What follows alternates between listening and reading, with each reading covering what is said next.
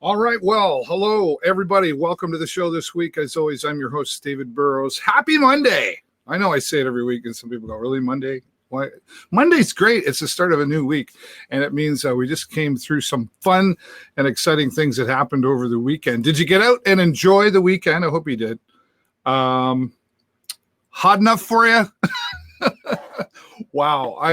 I'm the last person, honestly, to complain about the weather because we live where we live, but that was a hot one the other day. And then it's like really cool now. So couldn't have been a hotter day for boxing. Let me tell you, the Blue Water Boxing Club had their annual Banger in the Hangar on Saturday. I was there live streaming it pay-per-view, and congratulations to all the winners.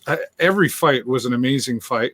Winner or loser, they were both. There were really no losers, but it was just fantastic bouts in there.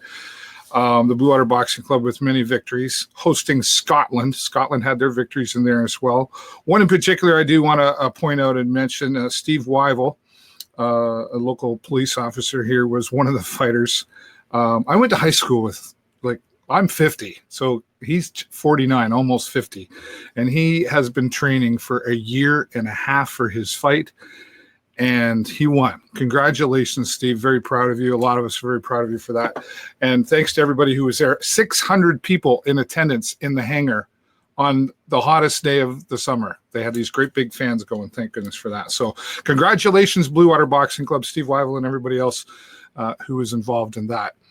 Also, over the weekend, I was down on Friday. Actually, I was down at the Spirit Academy of Sarnia Spirit Academy, a new wellness center, if you will, located down on Exmouth Street, across from the old Pickers Alley. It was, I forget what it was. We were trying to figure out what it was before. Great big building. Jessica Smalls was in there. Pardon me.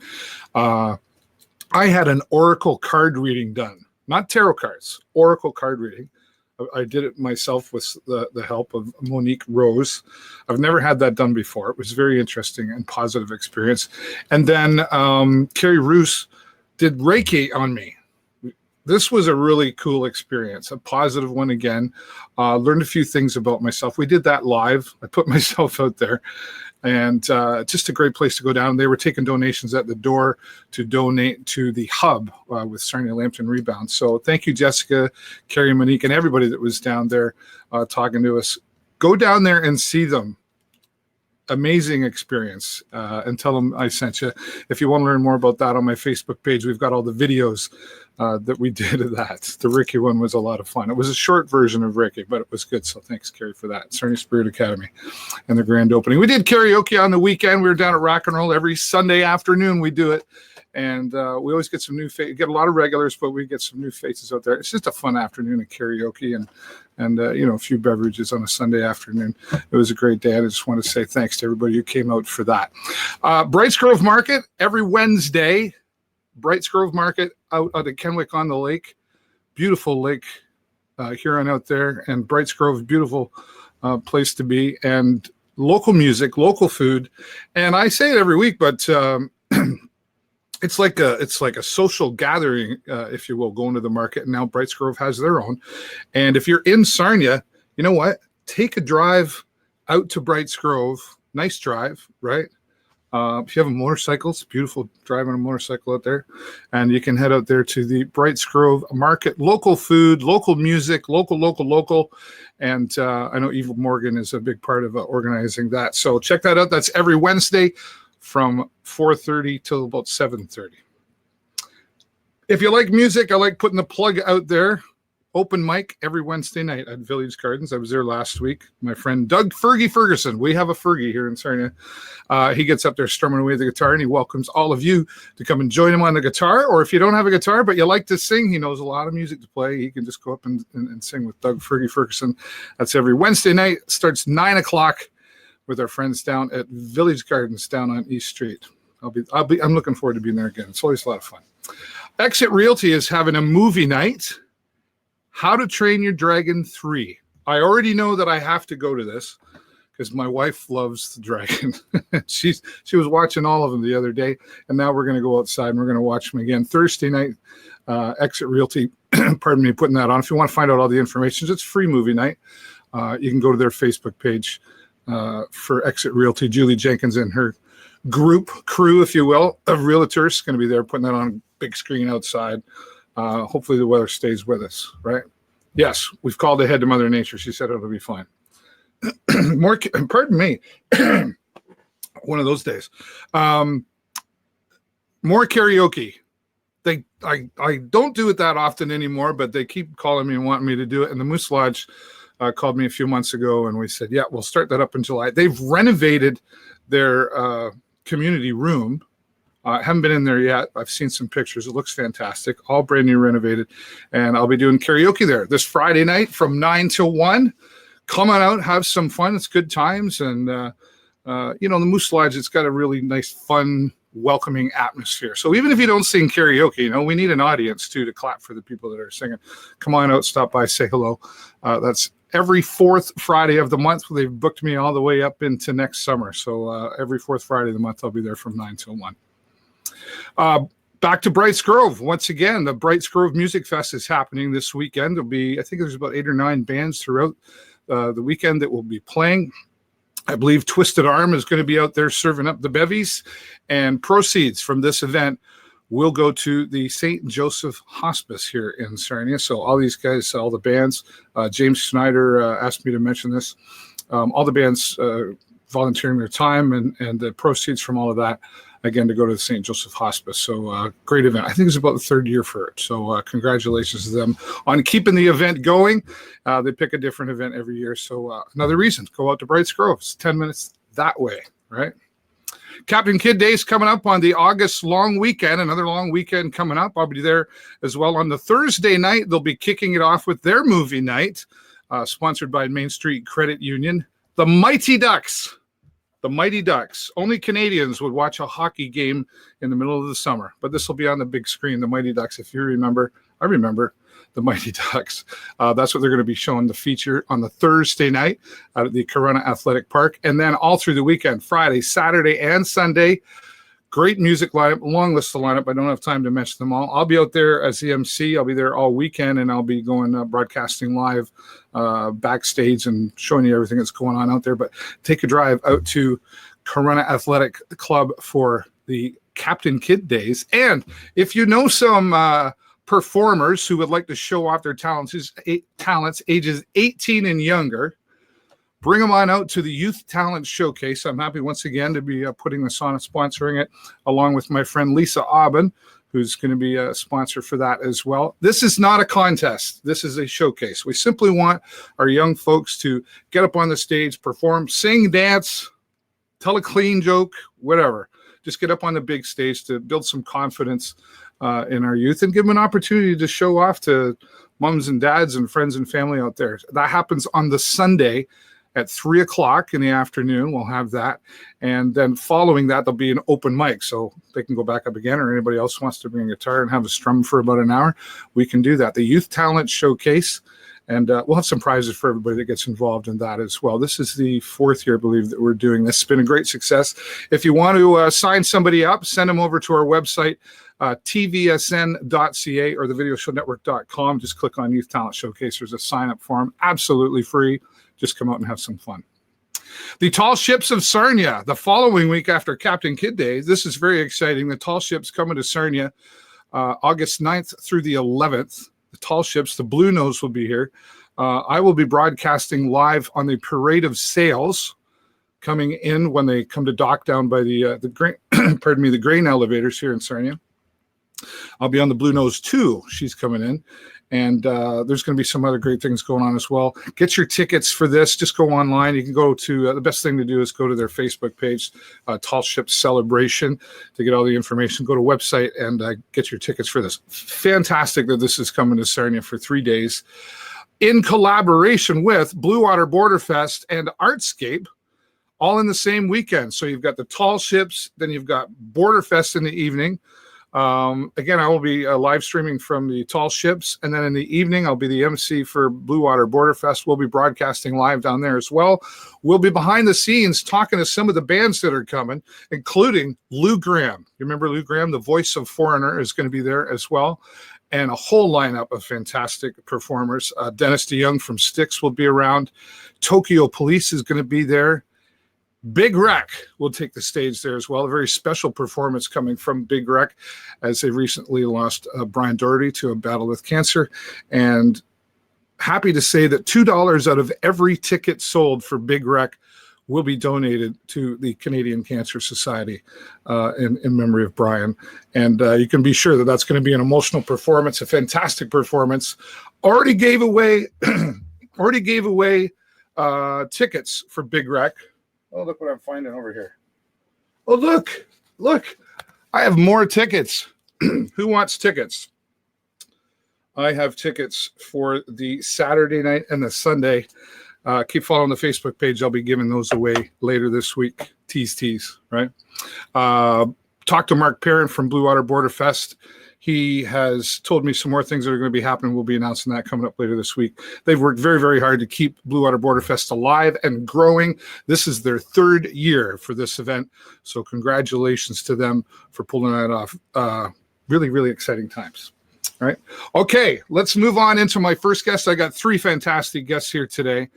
I don't know if you've heard of them or not. If you're a knife thrower or an axe thrower, you've probably heard of them. But if you've just heard of that sport, you maybe, I don't know. He is the world champion knife thrower, Brett Dewhirst. Hello, Brett. How's it going? Good. Did I say your last name right, Dewhirst? Yeah, it's about as close as it'll get. About as close as it'll get? Okay. Congratulations to you. You and I sort of met by accident. We were at Valley Axe and having some fun with the Empower play with the Tom Petty performers there. And our mutual friend Jerry pointed out that you are a champion, sir. Yes, I am. That's super exciting for you. How long have you been? What got you started in knife and you do axe throwing as well, right? Yes, I do. So I work at Valley Axe as well as compete inside of there. Right. So if you remember Travis Kelly, he was actually the first person to ever introduce me into that. We decided one night before we went out drinking, he's like, "You want to go axe throwing before we go have some drinks?" And I said, "Sure, why not?" And then it just kept snowballing from there. Wow. Yeah, so you didn't really wake up one day and say, "Hey, I'm going to do this thing and I'm going to be a world champion." I just started doing it because my friend Travis said, "Let's go have some fun." And then I guess you caught a bug. Yeah, I did. It was sorry about that. Yeah, it bit me pretty hard when I first got it. Yeah. So to become a world champion, I'm sure you had to go through a lot of practice. Did you have to figure this thing out, or did you have some guidance and coaching along the way? I had a decent amount of guidance. A lot of the things you have to learn, it's what really works for you. So right. The way I throw might not work for someone else, and the way someone else throws might not work for me. So it's just looking around at a lot of different throwers and just kind of figuring out how I want to throw, and in order essentially just repetition, and keep going with it until you figure out, hey, it's working. This is what works for me. And well, I have to admit, like I haven't tried the knife throwing. I have, what's the word? Attempted axe throwing and the short ones, I guess. And I think I threw it about 20 times and maybe hit the center once. And I might actually only hit the whole thing 3 times. So there's definitely a skill of technique involved in all of this. But you won the world champions. Where did that take place? This year it was in Pembroke, Ontario. So it's roughly 7.5 hours north of here in Sarnia. Right. And now, were you the only one from Sarnia that went down, or was No, we had just about 20 other members, including Jerry, Bo, Laura, Bo's wife. Just big group of us actually made it up there. Yeah. And it's been getting bigger each year for Valley Axe. We've been having more and more of us making it up. Yeah, and I know that I see they're going to be having more tournaments down here as well. I think there's one coming up in August that Bo had mentioned to me as well. Will you be a part of that one? Yes, I will. That's going to be August 23rd, 24th, and 25th at Valley Axe. Right. Now, is this a team thing as well? Like, do you pair up sometimes or do team events, or is this all individual throwing? It really all depends on who organizes the event. So sometimes they'll do like a team accumulative score. So they'll have like 5 or X amount of people on your team. Whatever team at the end of it scores the most out of it can win an extra trophy or award. But generally it's individuals, but you're there representing a club. Right. Okay. Gotcha. So does Valley Axe, do they sponsor you to go to these things, or is this something that you've got to take on your own? So it's a combination of both. So Valley Axe, they do sponsor me for almost every event I make it to. So they'll cover my entry fees whenever I get in. And then I go and find other sponsors to help me out with traveling and different things like that. So I have Remax of Sarnia-Lambton here. They sponsor me as well. Oh wow, that's fantastic! So you're really getting recognized in the community as well. You got to feel pretty good about that. Yeah, I definitely want to make sure Sarnia is known for its knife and axe throwing, and hopefully I can keep it up. Right, Brett. How old are you? Right now I'm 23, going on 24. 23 years old. You're already a world champion. And did you see that coming? Like, was there a point when you were in the competition? Like, I know it sounds like a silly question. Of course, you want to win, but did you see yourself winning that, or were you just like, I'm going in to give her my best, and whatever comes out comes out? It's more or less just going in with the best of my ability. I'm confident in no matter where I'm throwing, but there's always someone that can beat me. I can have a bad round. It's just you'd never want to go into a competition expecting to win, because that's when you're going to have your hardest defeat. Okay. Now, how many folks did you have to go through to become the world champion? So for the pro knife division, I think it was roughly 30 other competitors from across the globe. Wow. And from how far away would people have come from to this competition? So with the picture you have up right now, there's the gentleman directly to my right wearing the yellow. That's Paul Mack. He's from New York State. And then the gentleman all the way over to the right, that's Werner Lumuller. So he's actually from Germany. Wow. So this really, when they say world, like they're not kidding. Like they come from all over the planet to participate in this. Yeah. Good for you, man. Like I bet you got a lot of pats on the back and cheers from your hometown here, and family around you when you were like, was family with you when that happened? That was a trip a little bit too far out for any of my close family to go to. However, like the throw coming up here in August, it's almost going to be a family reunion for me because of how much of my family is wanting to come out and watch me throw. Right. Does that give you a little extra, go-getter attitude when you know you got family in the crowd watching? It adds a little bit more pressure knowing they have an expectation of me from previous throws, so I can't drop the ball that time. Right. Yeah, I guess once you're the world champion, you've set the bar at the highest level. You really got to keep that up now, right? Yeah, exactly. Now, you were also, did I get this right? You were second place in axe throwing? That is correct. So the gentleman there, Werner Lumuller, he holds some of the highest records in axe and knife throwing. So the fact that I beat him in knife throwing was a huge accomplishment for me. But then to lose by him by only 5 points out of 300 total points in the axe throwing, I can't complain with that, losing to a world record holder.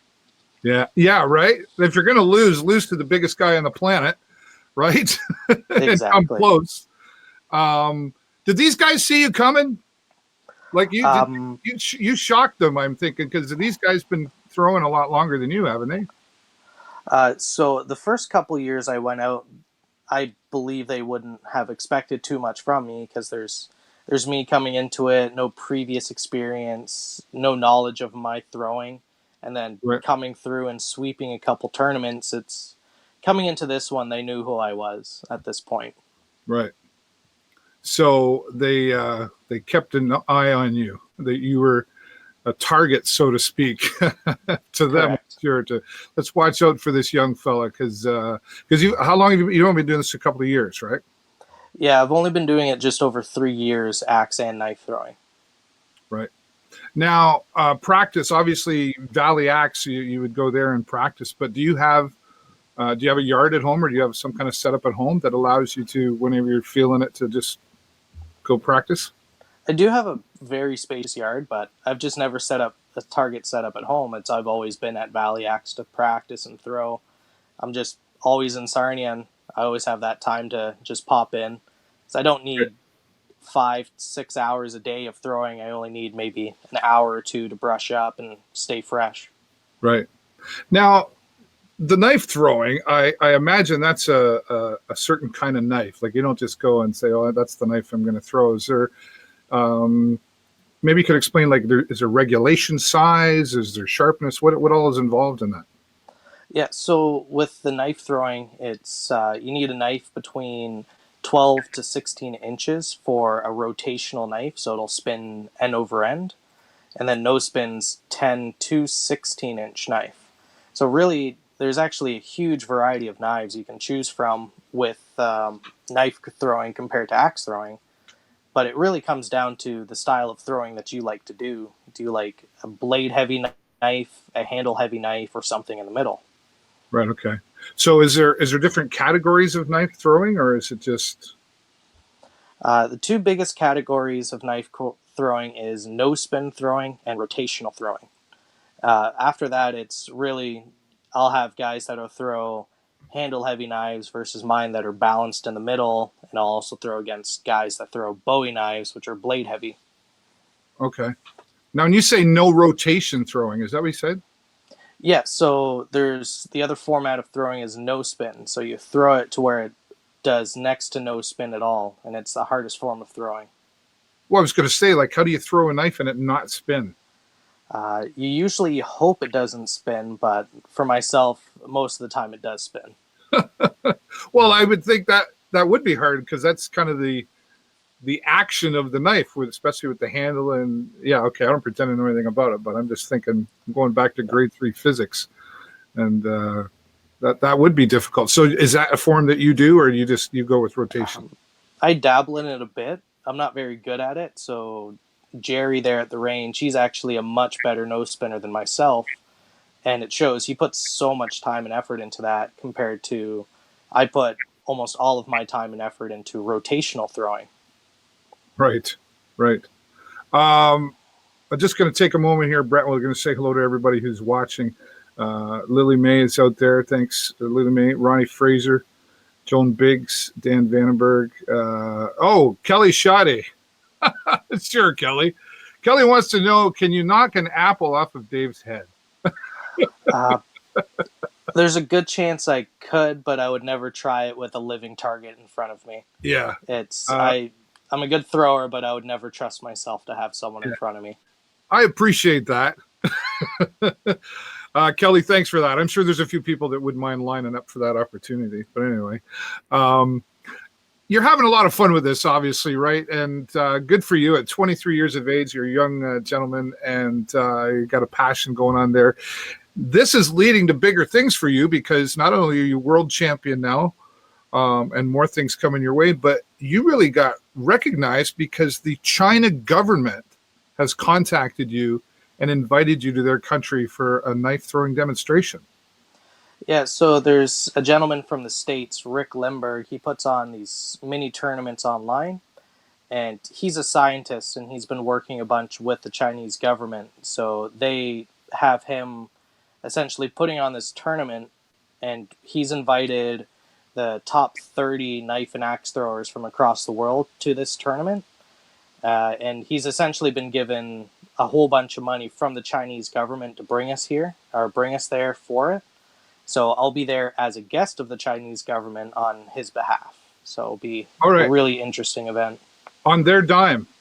Yeah. Wow.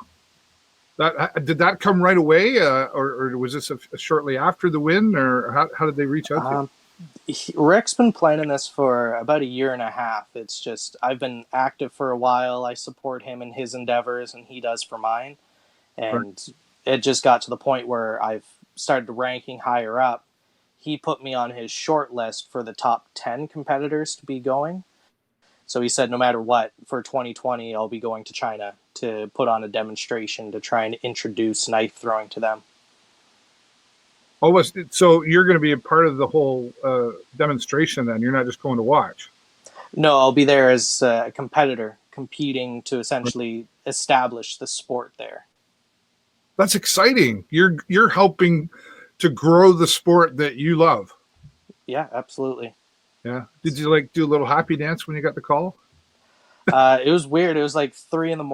I just looked at my phone and there was a message from him, and it was like the weirdest thing. He's like, if I could get you to go to China for a tournament and pay for you 100% of the way, would you want to go? And here's me at like 3 a.m. Well, I guess if you're going to twist my arm about it, I guess I could go. Did you want to think about it? No, it was almost an immediate thing. I just said, yeah, I'll do it. That's fantastic. And Bo and the knife and axe throwing family out there at Valley X, they've got to be super excited for you. Yeah, Bo's excited. It's been expanding. There's been lots and lots of cross-platform with the different organizations I've been competing with. And this year is a busy year for me in throwing, and next year's shaping up to be even busier than this. Yeah. Is there an opportunity to go pro in this? Well, you could consider I am pro now simply because if you get paid out for any type of sporting event, it is considered pro. For the most part, in most tournaments, as long as I place in the top 3, I usually do get a payout. Right. Okay. So you're pro, and is this what you want to do full time? Is this your dream? It'd be amazing if I could ever get to that point where this is a full-time job, but this sport's still very early on yet. I reckon it'll be another few years before someone could consider it, but still an amazing hobby. I've got jobs that don't stop me from doing it, and it's been awesome so far. Yeah, well, at a young age too, and at the early age of the sport, you're really timing and your positioning of being able to do that. Like, you're a leader in this world of knife throwing, and you get to set the example for those who will come along the way. 20 years from now, where do you think you'll be with it? I know it's a big question. 20 years from, I'm hoping I'm going to still be throwing, and at the very least, I'm hoping to have a couple apprentices that want to learn how I throw and just get a good foundation in throwing to where they can get a head start that I didn't have when I first started. Right. Is this an Olympic sport? It could be. I don't know the ins and outs of getting it there, but anything's possible. That's above my head, something like that. Right, above your pay grade. Yeah, exactly. But it's not an Olympic sport right now. No. I believe if darts isn't an Olympic sport yet, I don't think knife and axe throwing will be for a little while yet. Right. But it has been getting bigger, so one championship in December I'll be in is going to be actually streamed on TSN and ESPN. Oh, wow. When's that going to take place? December 8th, I believe. It's going to be the World Axe Throwing League's World Championship Tournament. Okay. And where will that be? Like in Toronto or? No, that's going to be in Tucson. Oh, really? Okay. Yeah, so you're doing a lot of traveling, and you're getting to. I imagine there's kind of a brotherhood or to all of this. You get to meet some interesting people and make some friends along the way. Absolutely, I meet all kinds of people. Some of the craziest guys and some of my good friends are from Texas. They're a little wild down there, but they're a lot of fun to have around. That's fantastic. Well, Brett, thank you so much for taking time out of your day. I'm sure you're busy with lots of things, and we're rooting for you here. Very excited to say that, hey, we've got in Sarnia, we've got the world champion knife thrower, and we have him right here on the show. Congratulations to you once again. Thank you. You're welcome. Take care. You too. Brett Dewhirst, I believe I said it right again, world knife throwing champion. Hello, right here in Sarnia, right in our backyard. And he has been invited by the China government to participate in knife throwing demonstration and introduce the sport to them there. What an honor that is. I'm sure that'll be a fantastic life experience, especially at 23 years of age. What will we see from Brett in the future? Valley Axe, a big supporter of him, obviously. If you've never been out to Valley Axe, check out what they're all about. There's their website, valleyaxe.ca. Check that out online on their Facebook page as well. Bo Tate, one of the owners out there. I was out there recently. They've got a huge yard out back, volleyball courts, room for concerts. They've had concerts. And then, of course, there's the knife throwing and axe throwing in there as well. I don't know that I'll ever be someone who takes up the sport on a regular basis, but I know that they have, you can go out in groups and workplaces rent it sometimes to go out and just have some fun. I've seen a lot of people have fun. I've done it once, and I'm not very good at it. Stick with. I'm not a quitter, but I know when I'm beat. Put it that way. Thanks again to our friend Brett for joining us here. All the best to you in the future. All right. Well, it's time for our monthly update with our friend Dave Brown from United Way of Sarnia-Lambton. Hello, Dave. Good afternoon, David. How are you? I'm doing fantastic. Have you ever tried the knife throwing thing or the act? No. In fact, I found that segment fascinating. I had no idea that was a thing. And congratulations to him. It's another example of Sarnians being on the world stage. Yeah, no kidding, right? Well, it's I've done it a couple of times. I challenge you, Dave. Go out there and see what it's all about. If anything, you'll have some fun by the time you're done. Sure. You're a busy guy these days, as always, with United Way Sarnia-Lambton. What's going on lately?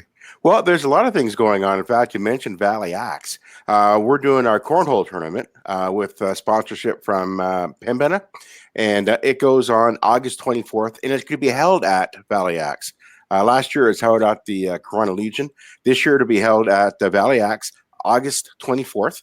And if anybody wants to sign up and enter as a two-person team or individually, they could call the United Way at 336-5452.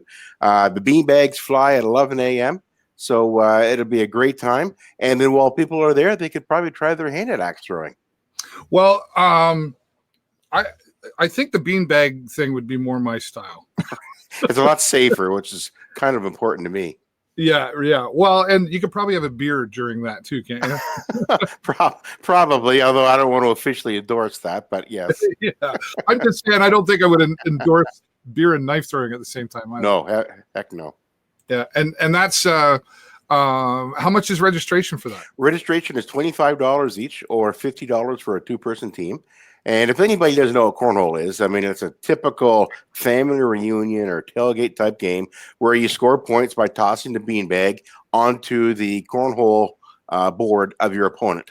And I think you get a point if it lands on the board, or 2 or 3 points if it falls into the holes. Yeah. So it's a game for all ages, all skill levels, and to your point, it's very safe. I have friends of mine who are cornhole nuts. No problem. Wow. Really? They have almost every weekend in their backyard, and they have, like, I think Red Wings painted on there. Like, they're really into this. They got their own system going on there. So fantastic. Getting them signed up as well. Hey, yeah, that'd be great. And they can call by calling the United Way office. There is an online registration form as well. And we're grateful to Pembina, who is sponsoring the tournament, and will also match all proceeds from the tournament. And we're grateful to Valley Axe for hosting it this year. We believe that's going to help get more people out as well. Yeah. So they're matching dollar for dollar. So yes, they are. And there'll be a barbecue and other activities out there as well. So it'll be a fun game, fun tournament. It's a double knockout, so you're guaranteed at least 2 games. And you know that the money is going off to a good start. It'll be used for our 2019 campaign. Yeah, well, let's talk about the 2019 campaign. Can we say anything about that yet? Well, we can. We still can't announce what the goal is going to be. And it's going to be a little bit different this year. But I can't say anything for about another 3 or 4 weeks. So probably for my next appearance, we can unveil at that point what the goal or what the objective will be. But certainly there's a lot of campaign activity going on. About 5,000 letters are getting prepared to be mailed out. Those letters will be mailed out to retirees from industry and local government, professionals, as well as other individuals in the community who've traditionally given through the mail. And we raised a lot of money. We talk about snail mail and whatnot. We'll still raise over $200,000 this year through the mail. So it's very important to us. And of course, if retirees are from Shell or Nova or Anexio, those companies will match those dollars as well. So it's vital to us. And they'll be going out in the next probably another 3 or 3.5 weeks. Those letters will be going out. Right.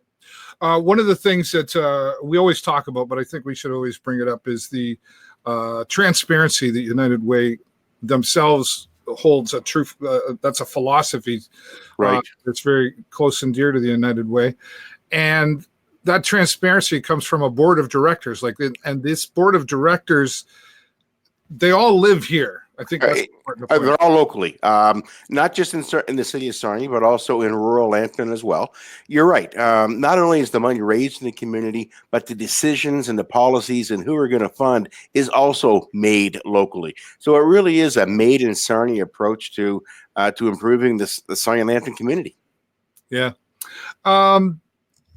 It's tough raising money, isn't it? I mean, because every organization, right? Money isn't everything, but it is up there with oxygen, right?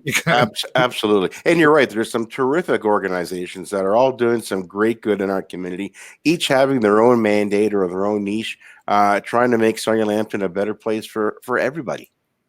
Yeah. So how do you keep being creative and coming up with all these it is difficult being creative, year in, year out. But basically, fundraising is an old school business whereby people give to people, and they give to people they know. We can have all the online tools and paperless pledge cards and whatnot that we want, but fundamentally, people want to give to people in their community. They want to know where the money's going and how is it actually helping people. And those are the messages that we try to get across to people all the time. So I very much appreciate the question. If we can get out and talk to as many people as we can to say, these are the facts, these are the people who are being helped, and this is how they're being helped. And these are our measurable results at the end of the day. I mean, we know, for example, that the Red Cross has 90 people over the age of 90 who live in their own homes, thanks to the transportation program and the Meals on Wheels program. So we do those kinds of measures with all of the 36 programs and services that we fund here. We know, for example, that there's a certain percentage of kids from the Rebound program have reduced their absenteeism at school, and they're doing better in school. We know that there's a percentage of little brothers and little sisters. I don't have those stats at the top of my head, but we've got them readily available. And agencies report on a quarterly basis, David, on their progress in reaching their goals and objectives. So we know within 90 days how things are going in the community and if our funding is having an impact or not. Yeah. Well, I think that's important. I'm just looking at, you have to make these decisions based on results, I guess, at least that would certainly be one of the criterias there. That's right. There's a lot of criterias to making the decision on who does or does not get.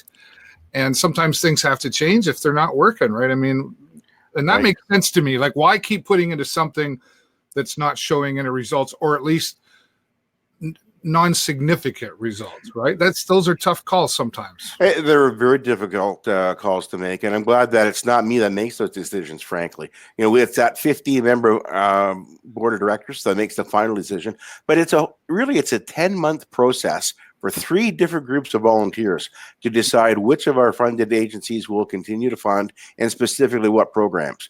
And it's always a difficult decision, especially when you have to cut agencies for whatever reason. And you're absolutely right. There's a lot of criteria. We take a look at the population. Is the population aging? And what's new and emerging needs in our community? We know suicide is a huge issue in our community. So we've increased some of our funding for mental health programs. Right. All of that is at an expense of something else because, as to your point, money is more and more difficult to raise. Money is more and more scarce, and donors want to know firsthand that their money is having an impact in the community.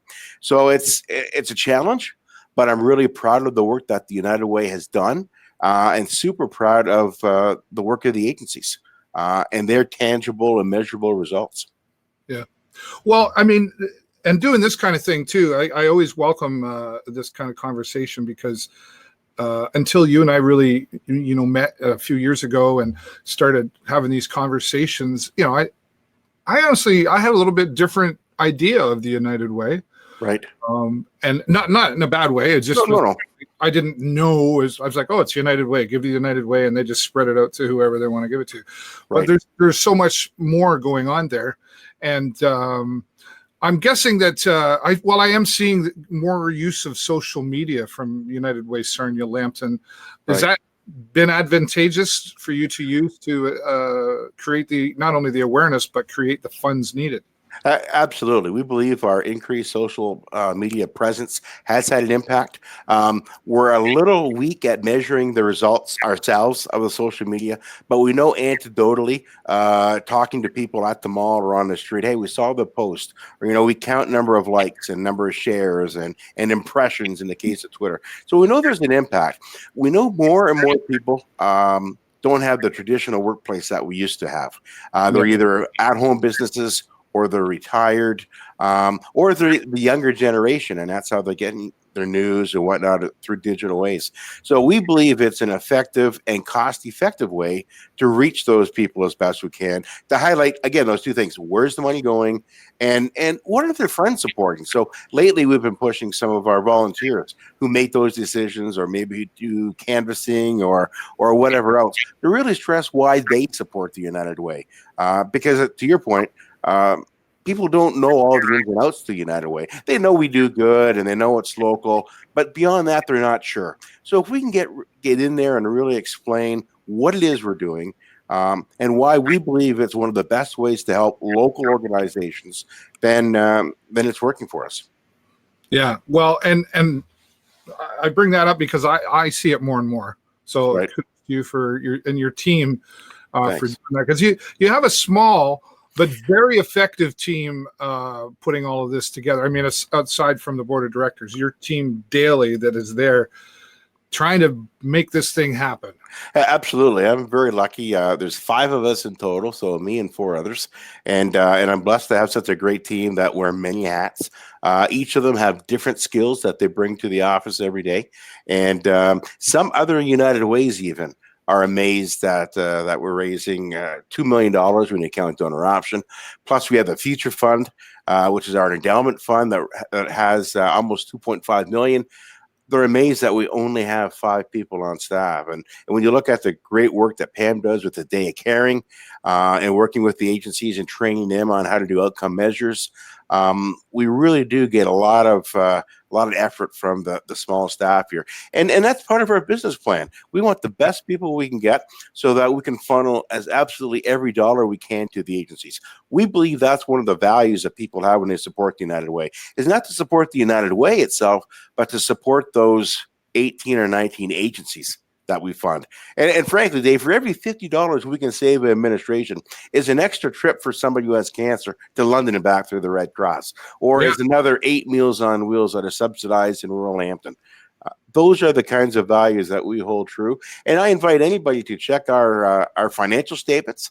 They're on our website at www.theunitedway.owen.ca.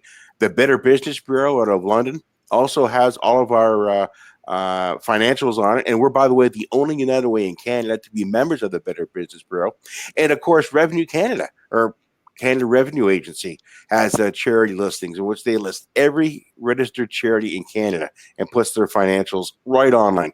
So to your earlier point about transparency, we believe the more informed a donor is, the better that is for legit charities. Yeah, absolutely. Well, and growth is important, which is because, well, cost goes up. They don't usually go down. Right. And when you look at it every year, or I'm sure more than just yearly, but one of the things I was excited to learn a few months ago about the United Way is that you take money and invest to grow. Right. We're very fortunate that a lot of the donors and industry in our community give us money up front.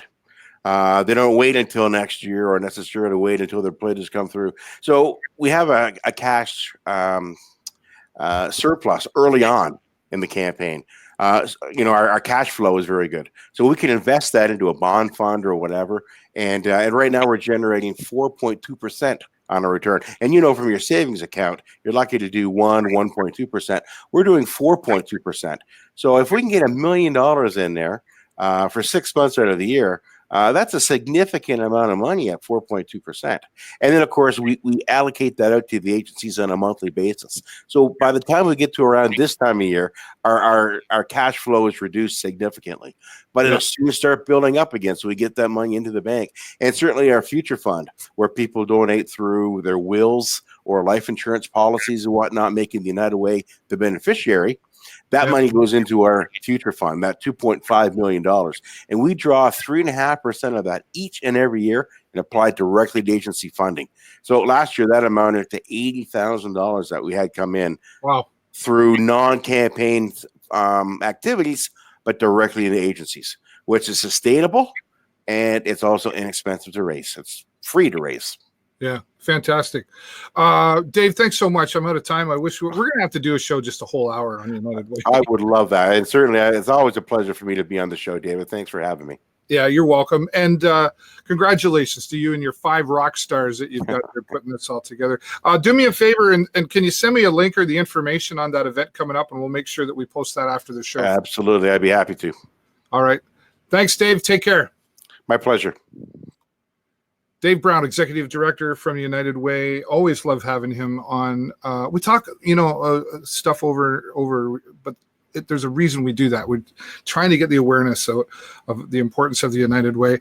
And they've always got some great events coming up. They're being creative as they can be, like Dave said, with himself and his 5 rock stars there that pull this off together. He'll have the announcement for us in a few weeks on their campaign and what's going to be happening there. He hasn't told me, folks. I'm not holding out. But he's true to his word. He'll be back here next month to give us an update. Thanks again, Dave Brown. All right. My next guest, and I'm hoping I'm going to say this right. He is a sensei at Bushido Sing Judo Jiu-Jitsu School of Self-Defense. My old friend, Keven Walsh. How are you? How are you, Dave? I'm doing. Did I say that right? You said that perfectly. Do you know how many times I practiced that today? I've got to get this right for my friend Keven. How have you been? I've been really good. How about yourself, Dave? I'm doing fantastic. Wow, you have really taken on this School of Self-Defense and grown it into something really special, and this has had a huge impact on your life as well. Oh, huge. It's changed every part of me in a positive way, obviously. Yeah, in a positive way. That's great. Now, your School of Self-Defense, you're looking to get together with the Sarnia Wrestling Club. That's correct. You have a proposal for the city of Sarnia to make some kind of merger to take over Germain Arena. Talk about that. All right. Sarnia Wrestling Club has been around as long as we have, 45 plus years in Sarnia. Both programs were hidden away. The judo program was hidden back corner at the Y for a long time, and then it got canceled. Wrestling was at Kids High School forever. Now their stuff is scattered all around. They're still holding the program at St. Pat's, but all their equipment is all over the place. We're looking at putting a home together. As you see, for the last 3 years, just me with the dojo, it has grown. It's huge, and showing that judo is the gentle way, a proper martial art where kids like with disabilities and stuff like that can learn to calm down, learn how to breathe, learn how to defend themselves and stand with pride. A proper martial art where I wasn't being aggressive or attacking. So, and judo and wrestling work hand in hand. My top student, Howard Moffat, and is John Burque's top student. He just got a full scholarship or partial scholarship at McMaster University. Wow. Represented Canada and Japan last summer. He is, and it shows every black belt in judo is a top wrestler, and every top wrestler is a black belt in judo. They go hand in hand. And right. I want to be able to give the community, keep these 2 programs that have been here forever, put them in a place where people know it's there. Because I never knew about judo growing up. I didn't even hear about it. I wish I had. Yeah. And given a place where $300 a year flat rate. They come in, they can learn judo, jiu-jitsu, wrestling, and maybe any other arts that want to come in and join us while we're doing this. And it's a true sports center. Like in Brampton, they do the same thing with Torah Judo Club there. The city's involved, and it's huge. Look at Brampton; it's the richest city in all of Canada. All across Canada, judo and the city merge together in all kinds of things. This is more than just judo; it's wrestling too. So scholarship programs, Olympic sports, and both programs are governed by the National Coaching Association of Canada. So you're certified and trained properly. Yeah. So a true safe place for your kids. Yeah. Well, it sounds very positive. And again, I know this has been a positive impact on your life. How did this all come about? Now you're talking about merging with the city. Talk a little bit more about what that proposal looks like, as much as you can. All right. Just between judo and wrestling, without any other clubs being involved or anything, say I host 2 tournaments a year, which brings people across Ontario. Wrestling already does 4, so they want to bring people in. So we're looking at bringing 20 to 50,000 people into the city for tourism alone. We're giving jobs to the city with the arena, with keeping things, parks and recreation, more jobs. Plus, like I said, it's a safe place, like a drop-in center for the kids to come in and train, find some true confidence in themselves, especially in this day and age with all our kids, with all the suicides at the highest rates they've ever been. Show them there's a better way in life, that people care, and we are here for them. Yeah. Now, is this I haven't been in Germain Arena. Obviously, it's been closed for many, many years. Yeah. Do you think you're going to get any resistance from this?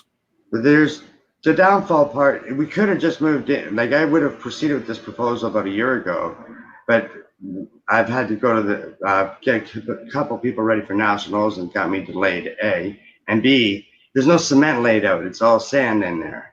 So first we have to get the city to put sand down. The hydro is meet certification. Everything there, the hydro is all good. But the heating and cooling system is another one. Those are the 2 issues we have to get the city to go ahead and do. And once that goes, if they agree with that, then boom, we just lay out our mats. We'll have 7 mat areas, which make us largest dojo in all of Canada.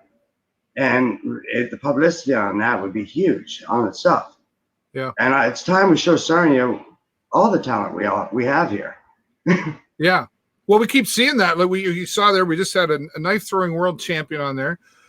We've got golfers, and we've got a lot of talents in this area, and it's great to be able to have that stage to showcase that talent. Now, at the end of the day, Keven, and I think it's a great idea, and I know you're not the first person to come up and say, let's utilize Germain Arena for whatever, right? Mm-hmm. Yeah. But at the end of the day, this is going to take money. Yes. And some of the greatest ideas start from zero and do come to reality. But I would gather that that's probably the first piece of resistance that would come along from this council to say, well, we don't have the money, or where's that money going to, are you going to suggest to them where that money could come from? Or are you just going to say, this is what we want to do, you go for it? Like, what's the plan? Well, I got 3 areas of looking towards that, and that's in our development. United Way was one of the people that you just had on. Goodwill Industries. It's local sponsorships. It's the city working coordination with us. It's what we already do. Plus, we do the wrestling already does bingos and all of that to keep money coming in and everything else. We're community, like the Harmony program, which does us pay back to the community. But if you take my program itself, when I opened this up, everybody said there's no way you're going to survive. This Sarnia's already established. Well, look what's happened. It got canceled at the YMCA, and look how much I've grown and shown that it's developed. Now we got brand new mats, everything else. It shows it pays for itself. It's just got it. One hand gets to the other. It's a rolling process. You got to flow. And I have it down on paper. There's a full business proposal we hand in front of the council when we go ahead with them. It's about 12 pages long, so it's in detail. Right. It's taken a lot of time to do. Oh, I'm sure. Yeah. Well, and most of that time probably is a lot of thought on, okay, what can this look like? I mean, I think if you're going in front of council, you certainly have to have some kind of a plan. You can't just go and say, I'm going to do this thing, and now you figure it out. You have to. It's more than just a plan. You got to have your I's dotted, your T's crossed. Everything's got to be there. Like you said, it's about money in the end. And you got to show that it's going to be a payback. So it's going to be a win-win situation with the city, with everything around. Not just for giving the community tourism and everything else. You got to show that where the money's going to come from and how things are going to happen. And then with the memberships alone, we're right between my members right now, without having this large size, and John Burque's members, we're at 170, 180 people. That's students right now. Now we put in an establishment that size, we're looking at jumping up to about 900 to 1,000 people easily. Right. That's some big dollars coming in, and that can go back into more growth, I guess is what the idea would be at the end of the day, right? Well, that's why wrestling and I are both nonprofits. So we just turn it back into the city and turn it back into the program. Yeah, I've never made a dime coaching. I just turn every dollar into the dojo back into it. Actually, I still pay every month to try to keep it going. That's why it survives, because I believe in judo with all my heart. And Dave, you know me from before. You know the changes. Anybody that knows me in the city, I've seen it. Yeah, no, incredible changes for you, and I'm proud of you for that. And that's a lot of hard work, but your passion, and I hear the passion in your voice, Keven, and I'm a believer in that passion is what can drive us to achieve unbelievable things, especially when people are saying that thing won't work. Believe me. Have you reached out to, you talk about sponsorships, because I believe you're going to have to raise some money for this before, like, I don't think the city would just say, here's a whole bunch of money, go to it. They're probably going to want to see some effort from you and the other organizations involved. Have you reached out to sponsors, and are you getting a good response from that? We're getting a good response, but everybody's waiting on city council to say yes or no and see what's going to happen. Right now, we got the backing of the Sarnia Police Department, Women's Interval Home, and a lot of victim services agencies across Sarnia. It's and even the hub, like or in community living access, everything like that. Because we are trained. Like, unfortunately, we're located upstairs above lizards, so it's on the second floor. So we are not able to get all the kids with disabilities, even though I'm trained specifically to work with kids with disabilities. Like Priscilla Guy is at the Olympics, or going Paralympics, everything else. Right. And she's in judo. She came from Sensei Bob and I. So, and judo has been an amazing program, like all across the board. We just want to be able to give more to the city. And if you look out across Canada, across the US, across the whole world, look how large it really meets with this. It will turn itself and show itself. Yeah. Well, I remember a friend of mine, like back in the 70s at the old YMCA on Mitten Street. Yeah. And I remember we were all, karate was the big thing, right? And he was like, I'm taking judo. And we were like, what's that? But then I remember going to a couple sessions with him and watching it. I was like, whoa. Yeah. And two different, the same, but also two different animals happening there. But well, I wish you all the best for this. And, if you've got, so do you need, is there a petition happening? Or that's what this is. Sorry, dude. Yes. Before we go in, we're going to need city support as well. We're going to need at least 10,000 signatures. So we're going to try to get a petition going. So that way, when we present it, it looks professional and everything, and we've got city support behind us. It's great that we already have the police department and those things supporting us, but we need the people as well. So we're going to be handing them out businesses like Under Wraps downtown. There will be a petition down there for you to go sign at our dojo.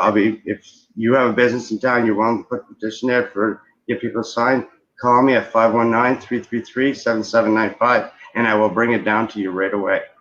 I appreciate any help anybody can give me on this. Sounds good.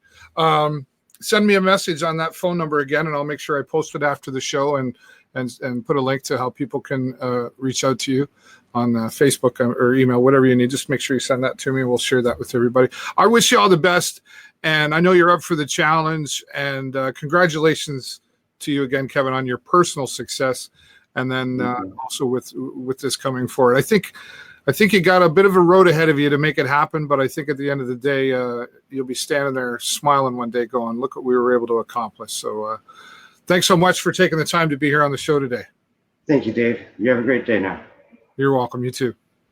A friend of mine from a long time ago, Keven Walsh, he's done very, very well for himself on this journey with his School of Self-Defense, and now wanting to grow it and pass that on to others, his knowledge. I've seen him grow with this over the past few years, and he really is passionate about it and wants to share that with the rest of the community. As he said even earlier in the conversation, I wish I'd have had this when I was younger growing up. Things could have been a little bit different, but thanks again, Keven, and we wish you all the best. I believe it's September 9th that'll be going in front of City Council. After the show, he'll send me the information on how you can reach out to him if you want to sign the petition, or maybe you've got some ideas on how to make this happen. I know Keven would welcome your ideas, and sit down and have a coffee and have those conversations. All right. Well, I want to say thanks to all of my guests before we go. Of course, we had Dave Brown was here recently talking about United Way. Always great to have him on here. And at the start of the show, Brett Dewhirst, world knife throwing champion, right here in our backyard in Sarnia. Congratulations to Brett. He's going to be going over to visit China for a knife throwing demonstration. And there's just so many great people around here in our community of Sarnia-Lambton. That's why I really enjoy doing this every week for all of you. And I hope you learn something from our guests and see the greatness that is happening in this community. Speaking of sponsors, I always like to take a moment to say thank you to our friends, AG Event Graphics, who have been supporters from the start of the show. They do car wraps, they do tents, they do signs, they do flags. Visit them online at askguy.ca. In fact, right now, if you go online to askguy.ca, up until July 31st, if you order something from their website, everything that you order from their website gets you a ballot into a draw for a chance to win an 82-inch television. Our friends at askguy.ca, thank you so much for your support. Also, Joe's Discount Tire, a new supporter here. They'll be supporting us at the Sarnia Sting and all throughout the year as well, a full-time sponsor. Thank you, Joe's Discount Tire. And we've got lots of people who support us as well. Blue Water Power, also a regular sponsor. Hughes Intelligence Canada, DT Freight Express. So a long list to help make this community show happen every week. Thank you so much. And thanks to all of you for coming here and being a part of the show every week. I'm glad I can bring this for you.